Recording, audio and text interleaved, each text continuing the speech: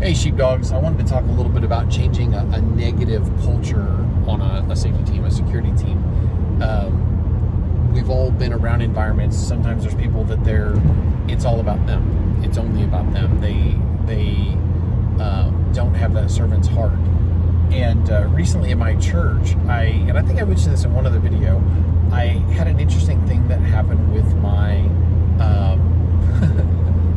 with one of my pastors. The first time I saw this was probably 2.5 years ago, but I've seen him do it again, and I catch myself doing it. It had a positive impact on the way I do things. And so he was washing his hands at the sink, and of course you end up with water on the counter, and I'm washing my hands a couple spots over at the sink, and I watch him take his hand towels when he's done, the paper towels, and I watch him mop up the area around the sink, that some of which he had not created, and throw in the trash. And I commented on that it impressed me, and he's like, well, just trying to do my part to make things a little bit better. And I respect that, and it's probably not unique to him. It's probably not something he thought of on his own, but that little bitty thing impacted me. When I am doing a security sweep, I try to pick up trash, and I've had guys say things to me in the past like, well, I'm security, that's not my responsibility. Well, with a servant's heart, and I've talked about this before, there's very little that isn't within our sphere. And what I mean by that is we should be ready to pray with someone at the drop of a hat. My church has a chronic problem with ink pens on the floor, and it's a rare Sunday morning that I don't pick up at least one, and that is a slip hazard for somebody to fall. Well, I could have just prevented someone with poor balance, someone who wasn't paying attention, an elderly person, from falling and seriously injuring themselves just by simply keeping a weather eye, looking for those things as I'm doing a security sweep. And I will oftentimes, and I think it gets me respect from other teams, I will see a need, I will see a small spill, I'll head over to it, I'll see trash on the floor, and I will head over to that material, and I will clean it up. And actually one day one of my pastors came over, and I was taking a picture of water droplets on the floor and then wiping them up, and he's like, is it a CSI moment? Has a crime been committed? And I laughed, and I said, no, I just like taking weird photos, and the way the light was glinting off the concrete and the water was kind of cool. And so he looked at what I had taken a picture of, and he's like, that is cool. And so we had that conversation. Leave it better than you found it is kind of where I'm going with this. But I've talked to guys that they're like, well, my church didn't schedule me this week, so I'm not going to serve. Well, okay, if you don't have a big enough team where everybody can have time off, and now you may have one service, so bear with me on this, but if you have one service, it's a little bit different. But we have 3 services at our church right now every Sunday morning. If you can get fed, but then you can stay and serve, and it doesn't necessarily have to be in security, in a safety role. But let's say, for instance, it is. You could come in and be there for one service and get fed that Sunday morning, but you could also stay for a second one and just fill in whatever hole is available. I love it when guys show up and they're like, where do you need me? I love that.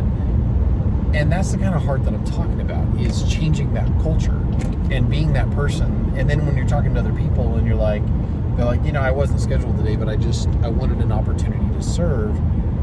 We should want to serve to some degree every Sunday. And maybe that's we stay a few minutes late and we help block up. It doesn't, having that servant's heart. And we can have an impact within our environment. I've had guys that were extremely negative, and over time, I actually had a guy, he hugs me now. He comes up and hugs me, and I'm not against hugs. I don't just hug everybody, but I'm not against hugs.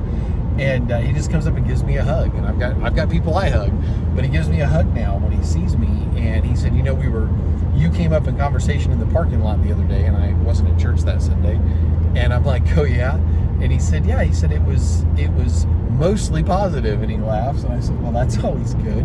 And he said, we decided you were a pretty good guy. And I kind of laughed. We want to have a positive impact. We want to have a positive impact on our team. We want to leave it better than we found it. And that's one of those things that I think about a lot, having a small positive impact on our team, saying things to our team: how was your week? Anything I can pray for you about? Is there any equipment you need? And having that servant's heart that, if somebody gets out into a position and they're doing something, and when they get out into that position, they realize that they forgot something. They get out into that position and they realize that they left something behind: a vest, a radio. I don't know how many times when I'm working parking, I'll just divest myself of my radio and hand it to one of my guys and go get another radio. Why? I want them in the mix. I go around and I visit with my team members and check on them. I rove, and I don't have an assigned spot in my parking lot. And a lot of times I don't have an assigned spot when I'm working security. I just go to wherever there's a need. And so there's places I've worked where I've been able to have a small impact on the culture.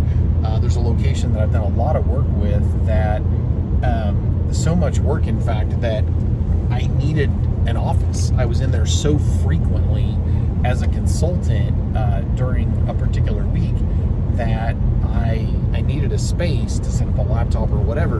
And so I carved out a spot in a storage area and cleaned it up enough to get it, because it was good money, but I needed a space to work.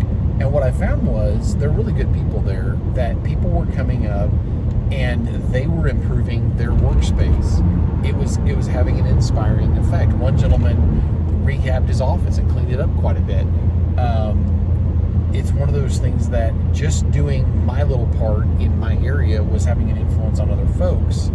And, a rising tide lifts all boats. I remember working in an environment where nobody emptied the trash, and I've got several business locations that are like this. It's not my responsibility. What I started doing is, whenever I was in there, I would empty the trash. And I noticed that other people were starting to empty the trash. And that's something, as a team lead, nothing should be beneath you. So if you're walking in the parking lot and there's a piece of trash, pick it up. Create that environment. If you're doing a security sweep and you're showing somebody new the ropes, pick up a piece of debris. If you're doing a perimeter check, which we should all be doing when able, pick up some trash. Be seen doing things like that to improve that environment. And what you'll find is your other folks on your team will probably start doing that. It's a leadership by example thing.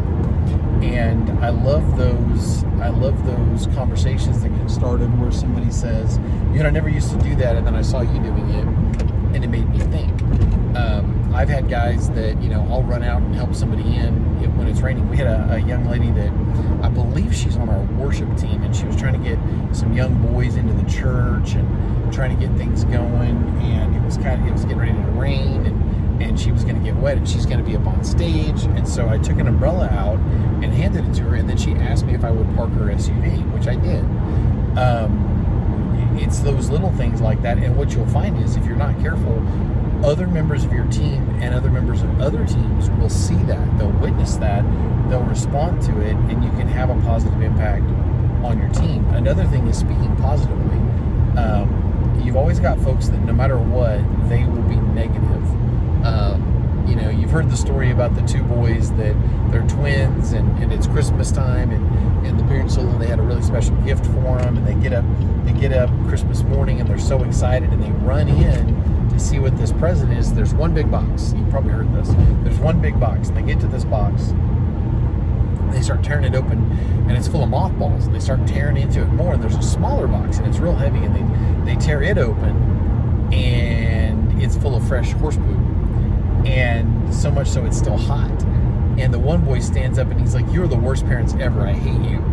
And he runs out of the room, a bit of a brat. And the other boy sits there for several seconds and jumps up and yells, "We got a pony," and runs outside to look for the pony. Life is like that. We can look at things as, well, it's raining today and it's going to be nasty. Oh, it's raining today. I'll have an opportunity to visit with people and maybe take some umbrellas out.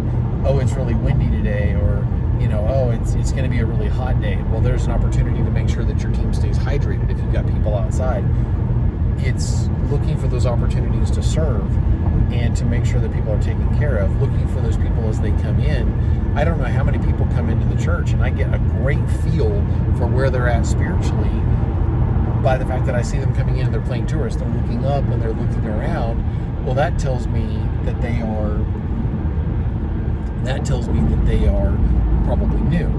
And it helps me get them plugged in. Do they need to visit with a pastor? Are they looking for where to drop off their kids? And are they waiting for somebody in particular? Oh, I happen to know those folks. They're actually in the sanctuary. And so it's neat little things like that we can do, and we can subtly change the culture of our team. And I think what I have personally seen over the years is when we go the extra mile and nobody has to ask us to do it, if we realize, hey, the service I was just at was really popping, it's going to be a big Sunday, volunteer to help with the next one and take some of that weight off. And those moments are going to show. And if we want leadership responsibility, we've got to show leadership drive. So, if we want to be in charge of the team one day, we've got to show that we're invested in the team. And those are little things in that vein that I think will really have an impact on your team, praying for the members of your team as well. So anyway, I hope those thoughts make sense. As always, may the Lord bless you and keep you. May His face shine upon you. Remember, Semper Disciplina, a lifestyle of discipline training. Remember, it's got to be practical over tactical. And one of my favorite new sayings that you're going to be seeing more and more is something to the effect of, remember to keep the church in church security. God bless.